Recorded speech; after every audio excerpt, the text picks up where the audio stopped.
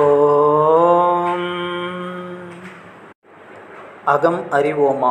அன்பு உறவுகளுக்கு கோவிந்தராஜ் சுப்பிரமணியின் அன்பான வணக்கங்கள். குடும்பம் என்ற தலைப்பை போன பதிவில் பார்த்தோம்.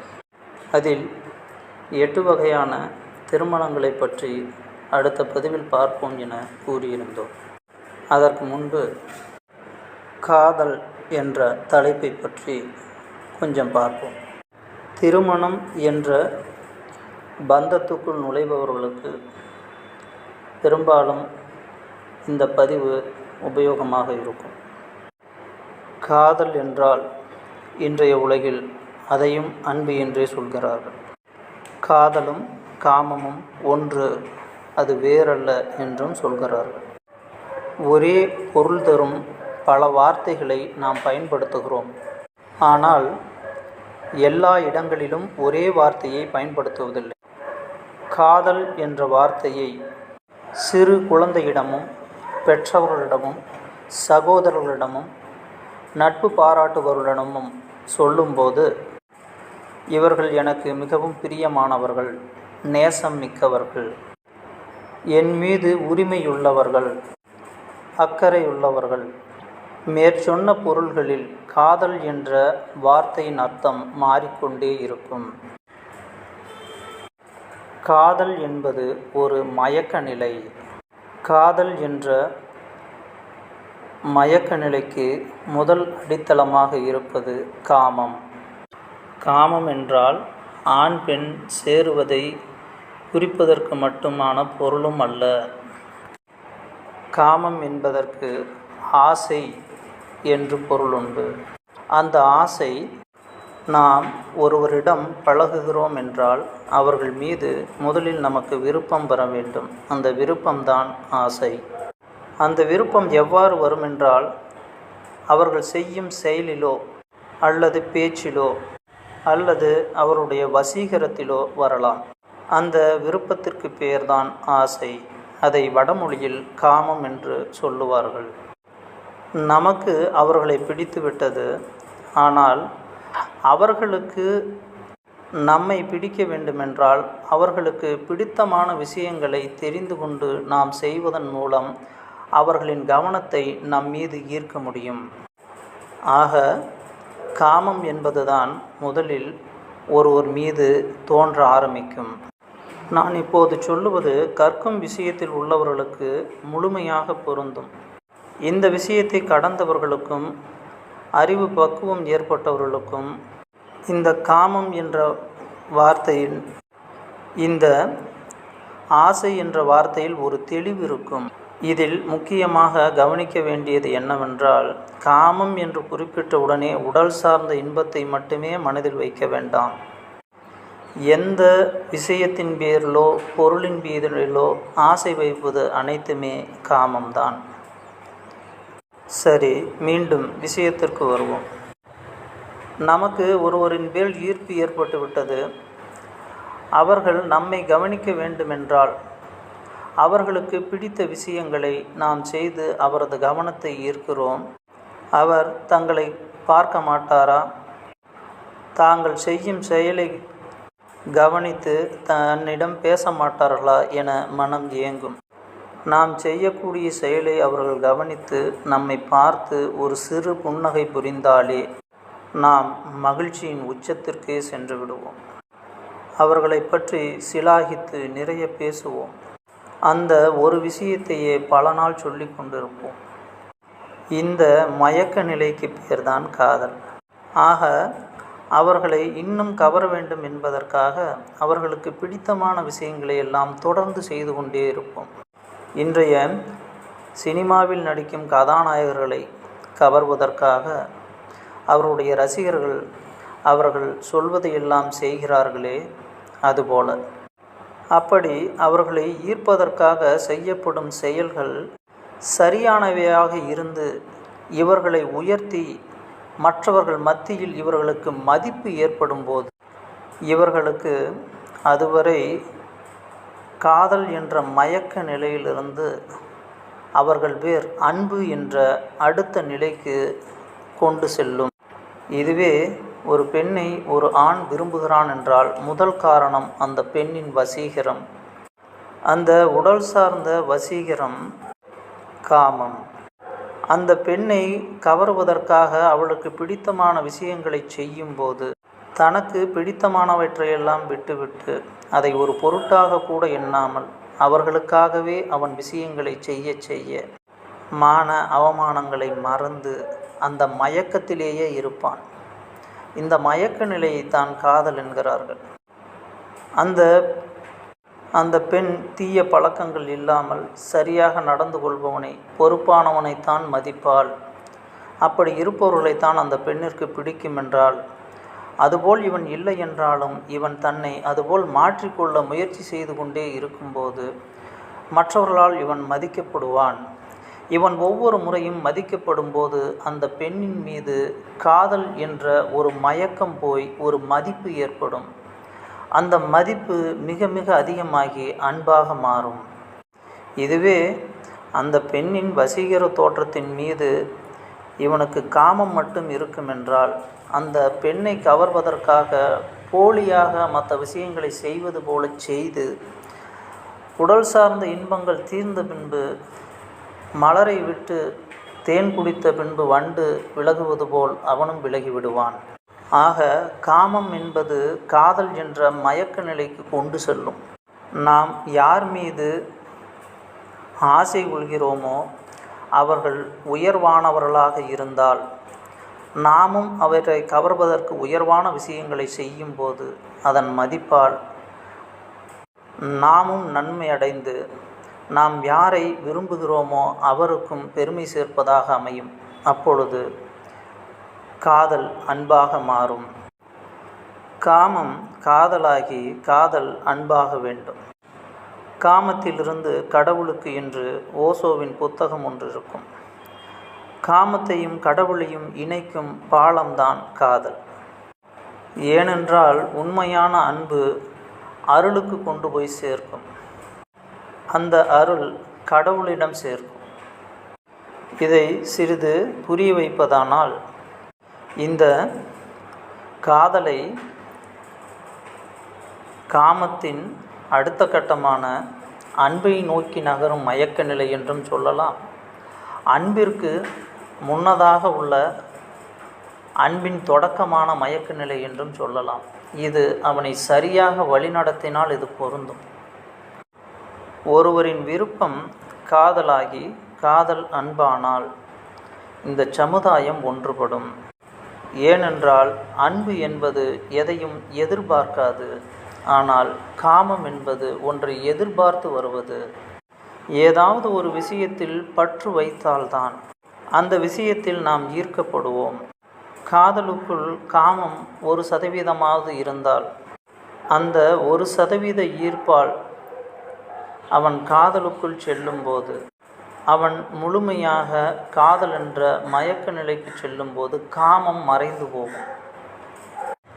காமம் மறைந்து போய் அவனது செயலால் அவன் பெருமை அடையும் போது, அவன் யாரை நேசிக்கிறானோ அவர்களுக்கும் இவனுக்கும் அந்த விஷயம் பெருமை சேர்க்கும்போது அது அன்பாக மாறும். அன்பாக மாறும்போது தான் நேசித்தவர்களை மட்டுமல்லாது அவரை சார்ந்தவர்கள் மீதும் மதிப்பும் அன்பும் பெருகும். இதை உதாரணமாக விளக்க வேண்டுமென்றால், ஒருவன் ஒரு பெண்ணை விரும்புகிறான், அவளை காதலிக்கிறான், அவள் மீது அன்பு செலுத்துகிறான், அவளை திருமணம் செய்கிறான் என்று வைத்துக்கொள்வோம். இருவருமாக குடும்ப உறவிலிருந்து குழந்தையை பெற்றெடுக்கிறார்கள்.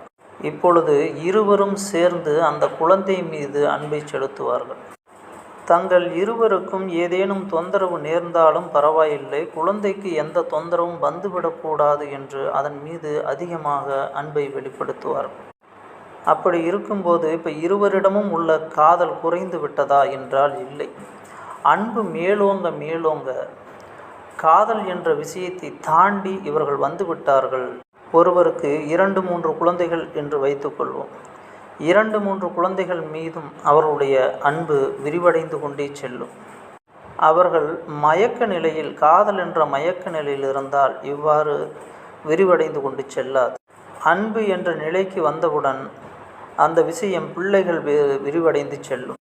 தன் குழந்தைகளுக்கு யார் நன்மை செய்வார்களோ அவர்கள் மீதும் அந்த அன்பு விரிவடையும். தன் குழந்தைகளுக்கும் குடும்பம் என்ற அமைப்பு உருவானவுடன் புதிதாக தன் குடும்பத்தில் வரும் மருமகளையோ மருமகன் மீதும் அந்த அன்பு விரிவடையும். அவர்கள் மீது மட்டுமல்லாமல் அவர் குடும்பம் சார்ந்தவர்கள் மீதும் அவர்கள் உறவுகள் சார்ந்தவர்கள் மீதும் அந்த அன்பு விரிவடையும். ஆக இப்படி காதலில் உருவாகும் அன்பு சமுதாயத்தை ஒருங்கிணைக்கும். இன்றைக்கு காதல் என்று சொல்லிக் கொள்பவர்களால் சமுதாயம் கூறு போடப்படுகிறது. அன்புக்கும் அருளுக்கும் இடையிலும் ஒரு காதல் உண்டு.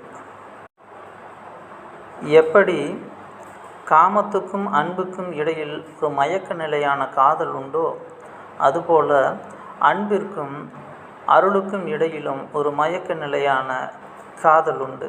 முதலில் காமத்துக்கும் அன்புக்கும் இடையில் உள்ள காதலை பற்றி பார்ப்போம். இதற்கு உயிரே படத்தில் கவிஞர் வைரமுத்து ஒரு பாடல் எழுதியிருப்பார். காதலை 7ஆக பிரித்து, காதலின் நிலைகளை 7ஆக பிரித்து, அதில் முதலில் கைகள் 4 தீண்டும் முன்னே கண்கள் 4 தீண்டிடுமே, மோகம் கொஞ்சம் முளைவிடுமே, கண் பார்வை முதல் நிலை, உள்ளம் கொள்வது ஓர் மயக்கம், இன்னுயிரே காதலின் 2ஆம் நிலைதான் பாழ்மயக்கம், மெய் தீண்டும் நேசம் தொடங்கியதோ இது காதலின் 3ஆம் படிநிலையோ, என் உடல் வழி அமிர்தம் வழிகிறதோ, என் உயிர் மட்டும் புதுவித வழி கண்டதோ. இதோட இதை நிறுத்தும். இதில் பார்த்தீங்க அப்படின்னா, காதல் என்ற மயக்க நிலையில் உயிருக்கு ஒருவித வலியை கட்டாயம் கொடுக்கும்.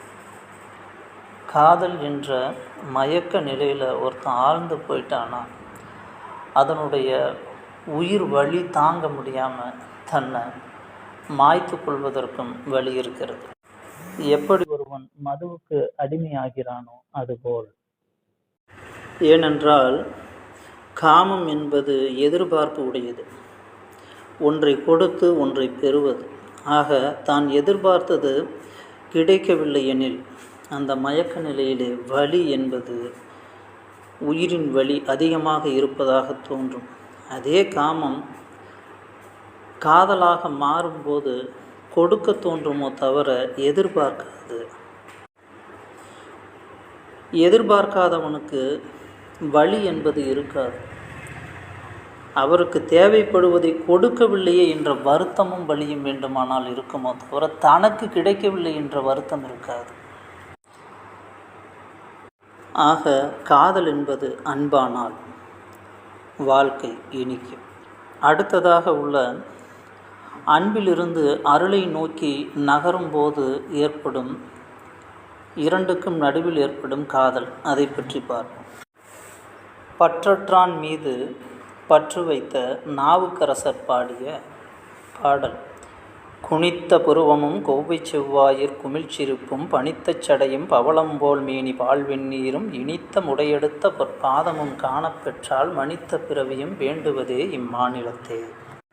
சிவபெருமானின் குனித்த புருவமும் கொவ்வை போன்ற செவ்வாயும் பனி போன்ற சடைமுடியும் அவர் அணிந்திருக்கும் பால் வெந்நீரும் பவளம் போன்ற மேனியும் இனித்த உடையெடுத்த பொற்பாதமும் காணப்பெற்றால், இதுபோல சிவனின் வடிவத்தை காணக்கூடிய பாக்கியம் கிடைக்குமானால் இந்த மனித பிறவியை எத்தனை முறை வேண்டுமானாலும் எடுக்கிறேன் என்று கடவுள் மீது காதல் கொண்டு பாடினார். அன்பு அருளாக மாறுவது என்றால் அது பற்றற்றான் மீது பற்று வைக்கும்போதுதான் அது மாறும். அதனால்தான் ஆழ்வார்கள், அடியார்கள், சிவபக்தர்கள், ஆன்மீகவாதிகள் எல்லாம் கடவுள் மீது காதல் கொண்டார்கள் என்று கூறுவார்கள். ஆக காதல் என்பது ஒரு கரையிலிருந்து மறுகரையை கொண்டு சேர்க்கும் பாலம். அது காமத்திலிருந்து அன்புக்கும் நகர்த்தும், அன்பிலிருந்து அருளுக்கும் நகர்த்தும். காமமும் காதலும் ஒன்று என்று குழப்பிக்கொண்டால் பைத்தியம்தான் பிடிக்கும். இன்று பெரும்பாலும் குடும்பத்தில் எல்லோரும் எதிர்பார்ப்புடனே ஒவ்வொருவர் மீதும் ஆசை வைக்கிறார்கள். அந்த எதிர்பார்ப்பு நிறைவேறாத போது நான் இதை செய்தேன், அதை செய்தேன், இவர்கள் எனக்குண்டான விஷயங்களை செய்யவில்லை என்று வருத்தப்படுகிறார்கள். ஆனால் எதிர்பார்ப்புடன் செய்யக்கூடிய செயல் அனைத்தும் அன்பு ஆகாது. அன்பு என்பது ஒருவரை ஒழுங்குபடுத்தும், அவர்களை தீய வழியில் செல்லாது கண்டிக்கும். தான் இல்லாத காலத்திலும் அவர்கள் திறம்பட செயல்பட்டு வாழ்வில் வெற்றி பெறுவதற்குண்டான அறிவையும் அனுபவத்தையும் அவர்களுக்கு தரக்கூடியது தான் அன்பு. இவர்கள் தேவையில்லாமல் மயக்க நிலையில் பாசத்தை வைத்து கொண்டு அதை அன்பு, நான் அன்பு வைத்திருக்கிறேன், என் பிள்ளை மீது அன்பு வைத்திருக்கிறேன், என் கணவன் மீது அன்பு வைத்திருக்கிறேன், மனைவி மீது அன்பு வைத்திருக்கிறேன் என்று சொல்லுவதெல்லாம் வெறும் ஒரு மயக்க நிலை, எதிர்பார்ப்புடன் கலந்த மயக்க நிலை. தான் சொல்வதை கேட்க வேண்டும், தனக்கு சாதகமாக நடக்க வேண்டும். ஆனால் அவர்கள் அவ்வாறு நடந்து கொள்ள மாட்டார்கள். அவர்கள் தவறுக்கு நியாயம் கற்பிக்கும் போது அவற்றையும் ஏற்றுக்கொண்டு அவர்கள் பின்னால் ஒரு அடிமை போல இருக்க வேண்டும். இவ்வாறு இருப்பதை தான் இன்று அன்பு என்கிறார்கள். இதுபோல் உள்ளவர்கள் தங்களை தாங்களே கெடுத்து கொள்வது இல்லாமல் இவர்கள் செயல்களால் இவர்களுக்கு கீழ் உள்ளவர்களையும் கெடுத்து விடுவார்கள். தன் தேவைக்காக, தன்னுடைய மகிழ்ச்சிக்காக, தன்னுடைய காரியங்களை சாதிப்பதற்காக பிறருக்கு உதவுவது போலவும், மற்றவரிடம் தனது தேவைகள் பூர்த்தியாக வேண்டும், மற்றவர்கள் நம்மை மதிக்க வேண்டும், தமது சந்தோஷங்கள் நிறைவேற வேண்டும் என்று அன்பு காட்டுகிறோம் என்று இருப்பவர்கள் அவர்களுடைய தேவை முடிந்ததும் அவர்களை விட்டு விலகி விடுவார்கள். இவர்கள் சந்தர்ப்பவாதிகள். இவர்கள் காட்டுவது அன்பு அல்ல. இப்படி இருக்கும் ஒரு சந்தர்ப்பவாதியின் கீழ் ஒரு குடும்பமோ அல்லது ஒரு இயக்கமோ ஒரு சமூகமோ இருந்தால் அதில் எவ்வாறு ஒற்றுமை இருக்கும், உண்மையான அன்பு இருக்கும்? இன்றைய சமூகம் பெரும்பாலும் இந்த நிலையில்தான் இருக்கிறது. ஆக காதல், காமம், அன்பு என்பதை பற்றி நாம் முதலில் ஒரு ஆய்வு செய்ய வேண்டும். இதில் நாம் ஒவ்வொருவரிடமும் எந்த நிலையில் இருக்கிறோம், அந்த நிலையிலிருந்து அடுத்த நிலைக்கு நகர்வதற்கான வழி என்ன என்பதை ஆராய்ந்து இருந்து காதல் என்ற மயக்க நிலையிலிருந்து அன்பு என்ற தெளிவு நிலைக்கு வர வேண்டும். இந்த பதிவு இன்றைய இளைய தலைமுறையினர் கேட்டால் நன்றாக இருக்கும் என்று தோன்றுகிறது. ஏன், இல்லறத்தார் கூட நாம் எந்த நிலையில் இருக்கிறோம், இன்னும் பாசமா அன்பா என்ற நிலை தெரியாது, இதில் மாட்டிக்கொண்டு இருக்கிறோம் என்பதை புரிவதற்கும் கேட்கலாம். இந்த பதிவில் விடுபட்ட விஷயங்களை மீண்டும் வேறொரு பதிவில் வாய்ப்பு கிடைத்தால் பகிர்ந்து கொள்ளலாம். நான் உங்கள் கோவிந்தராஜ் சுப்பிரமணி. நன்றி, வணக்கம்.